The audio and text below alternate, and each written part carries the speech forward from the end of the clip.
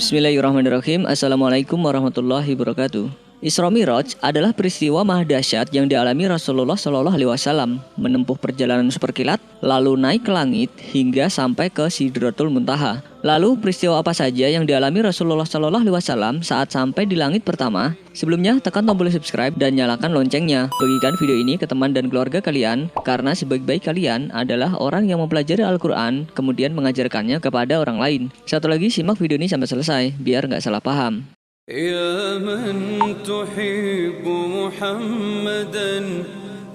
Setelah sebelumnya Nabi Muhammad Shallallahu Alaihi Wasallam melakukan perjalanan dari Mekah menuju Yerusalem dengan mengendarai buraq, persinggahan berikutnya yaitu ke langit pertama atau dikenal dengan sebutan langit dunia.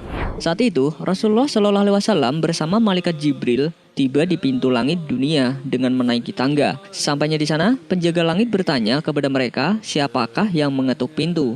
Kemudian Jibril menjawab kalau ia bersama Muhammad Shallallahu Alaihi Wasallam yang datang. Hal ini menunjukkan penjaga langit tidak mengetahui siapa yang berada di luar. Berangkatnya Nabi Muhammad Shallallahu Alaihi Wasallam ke langit merupakan peristiwa mulia dan istimewa. Karena itulah penjaga langit membukakan pintu menyambut beliau dengan bahagia dan mengucapkan selamat datang, sebaik-baik orang yang datang telah tiba. Sebelum peristiwa ini, Nabi Muhammad Shallallahu Alaihi Wasallam menerangkan kepada kita sifat langit dunia, sebagaimana diriwayatkan oleh Abu Hurairah radhiyallahu anhu. Apabila Allah memutuskan sebuah perintah di langit, maka para malaikat menundukkan sayap-sayap mereka dengan penuh takut, bagaikan suara rantai yang ditarik di atas batu putih. Apabila telah hilang rasa takut dari hati mereka, mereka bertanya, apa yang dikatakan oleh Tuhan kalian? Jibril menjawab, tentang kebenaran dan ia maha tinggi lagi maha besar. Lalu para pencuri berita langit mendengarnya. Mereka, para pencuri berita langit itu, sebagian mereka di atas sebagian yang lain.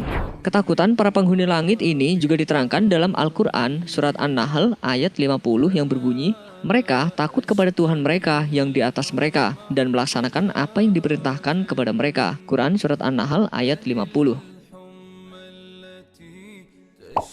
Ketika pintu langit dibukakan, Jibril memasuki langit pertama bersama Rasulullah Shallallahu Alaihi Wasallam. Di sini Nabi Muhammad Shallallahu Alaihi Wasallam berjumpa dengan seseorang yang sedang duduk. Di sebelah kanannya terdapat sekelompok besar orang. Demikian juga di sebelah kirinya. Apabila ia menoleh ke sebelah kanan, ia tersenyum. Saat menoleh ke sebelah kiri, ia menangis. Ternyata seseorang itu adalah bapak manusia, yaitu Nabi Adam alaihissalam.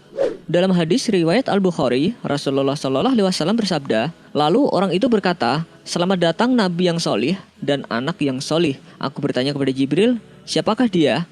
Jibril menjawab, dialah Adam alaihissalam, dan orang-orang yang ada di sebelah kanan dan kirinya adalah ruh-ruh anak keturunannya. Mereka yang ada di sebelah kanannya adalah para ahli surga, sedangkan yang di sebelah kirinya adalah ahli neraka. Jika dia memandang ke sebelah kanannya, ia tertawa, dan bila memandang ke sebelah kirinya, ia menangis. Hadis riwayat Al-Bukhari dalam kitab As-Shalah.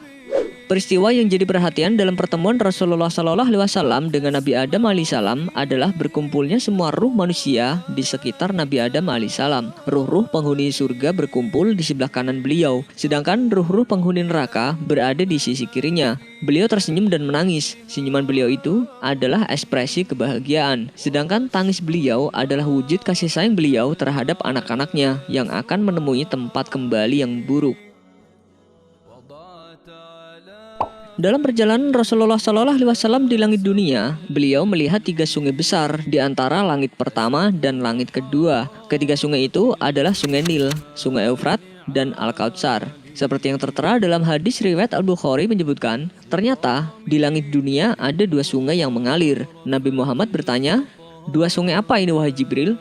Jibril menjawab, ini adalah Nil dan Eufrat. Kemudian Jibril terus membawa Nabi ke langit. Tiba-tiba ada sungai lain yang di atasnya ada istana dari mutiara dan intan. Nabi Shallallahu Alaihi Wasallam memukulnya dengan tangannya. Tiba-tiba baunya seperti minyak wangi atfar. Nabi bertanya, ini apa wahai Jibril? Jibril menjawab, ini adalah telaga Al-Kautsar yang sengaja disimpan oleh Tuhanmu untukmu. Hadis riwayat Al-Bukhari dalam kitab At-Tauhid.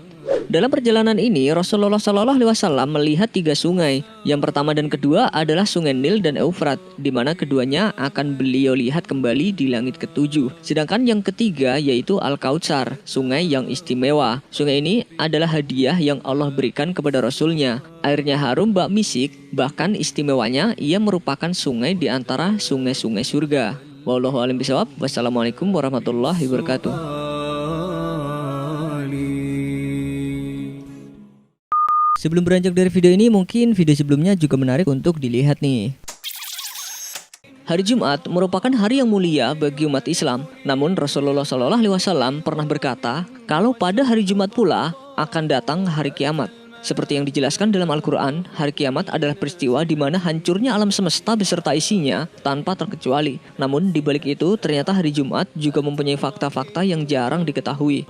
Dalam agama Islam, hari Jumat dikenal sebagai harinya kaum muslim. Banyak sekali keistimewaan yang terdapat dalam hari tersebut. Hari Jumat di mana Allah Subhanahu wa taala menciptakan Nabi Adam alaihissalam dan mewafatkannya. Kemudian dimasukkan ke surga, lalu hari di mana Nabi Adam dikeluarkan dari surga, lalu turun ke bumi, dan juga hari di mana akan terjadinya kiamat. Dari Abu Hurairah radhiyallahu anhu, Rasulullah Shallallahu Alaihi Wasallam bersabda, sebaik-baik hari di mana matahari terbit adalah hari Jumat. Pada hari Jumat, Adam diciptakan. Pada hari itu, dia dimasukkan ke dalam surga, dan pada hari Jumat itu juga, dia dikeluarkan dari surga. Hari kiamat tidaklah terjadi kecuali pada hari Jumat. Hadis riwayat Muslim.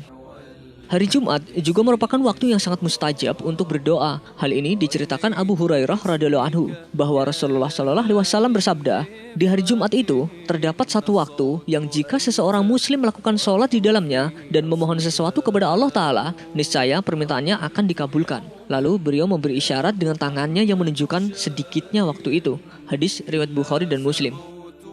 Selain merupakan waktu yang mustajab untuk berdoa, hari Jumat adalah hari pengampunan dosa. Dosa-dosa akan diampuni antara hari Jumat tersebut dengan Jumat sebelumnya. Seperti yang diceritakan dari Salman Al-Farisi radhiyallahu anhu mengatakan bahwa Rasulullah Shallallahu Alaihi Wasallam bersabda, tidaklah seseorang mandi pada hari Jumat dan bersuci semampunya, berminyak dengan minyak, atau mengoleskan minyak wangi dari rumahnya, kemudian keluar menuju masjid, dan dia tidak memisahkan dua orang yang sedang duduk berdampingan. Kemudian dia mendirikan sholat yang sesuai dengan tuntunannya, lalu diam mendengarkan dengan seksama ketika imam berkhutbah, melainkan akan diampuni dosa-dosa yang terjadi antara Jumat tersebut dan Jumat berikutnya.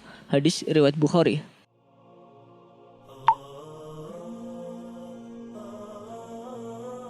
Percaya kepada hari kiamat merupakan rukun iman yang kelima dan wajib diyakini oleh umat Islam. Rasulullah Shallallahu Alaihi Wasallam bersabda bahwa hari kiamat akan turun pada hari Jumat. Seperti yang diceritakan dalam hadis riwayat Muslim dari Aus bin Aus, Rasulullah Shallallahu Alaihi Wasallam bersabda, sesungguhnya di antara hari kalian yang paling utama adalah hari Jumat. Di hari itu Adam diciptakan. Di hari itu Adam meninggal. Di hari itu tiupan sangkakala pertama dilaksanakan. Di hari itu pula tiupan kedua dilakukan. Hadis riwayat Muslim. Hadis ini menunjukkan bahwa seorang hamba di hari Jumat hendaklah mempersiapkan diri dengan berbagai amalan soleh supaya mendapatkan rahmat Allah dan tercegah dari murka Allah Subhanahu wa taala. Namun kapan tanggal pasti kiamat itu datang tidak ada yang mengetahuinya. Seperti yang tertera dalam Al-Quran surat Al-Ahzab ayat 63 yang artinya manusia bertanya kepadamu tentang hari berbangkit. Katakanlah, sesungguhnya pengetahuan tentang hari berbangkit itu hanya di sisi Allah. Dan tahukah kamu, hai Muhammad, boleh jadi hari berbangkit itu sudah dekat waktunya. Quran surat Al-Ahzab ayat 63.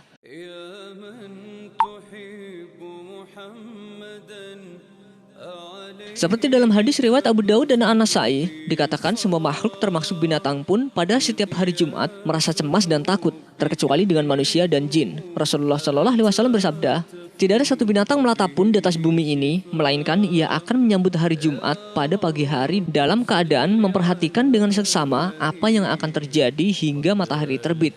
Karena demikian takutnya pada hari kiamat, kecuali anak Adam. Hadis riwayat Abu Daud dan An-Nasai. Seperti itulah, mereka semua dihinggapi rasa takut setiap hari Jumat datang. Hanya manusia dan jin saja yang menjalani hari-harinya dengan tenang, tanpa merasa takut dan cemas dengan datangnya hari Jumat. Manusia hanya menghabiskan hari-hari dengan santai dan dengan sedikit beribadah. Oleh karena itu, semoga kita semua sama-sama memperbanyak amal soleh dan senantiasa beribadah kepada Allah Subhanahu wa taala untuk bekal kita menghadapi hari kiamat. Wallahu a'lam bishawab. Wassalamualaikum warahmatullahi wabarakatuh.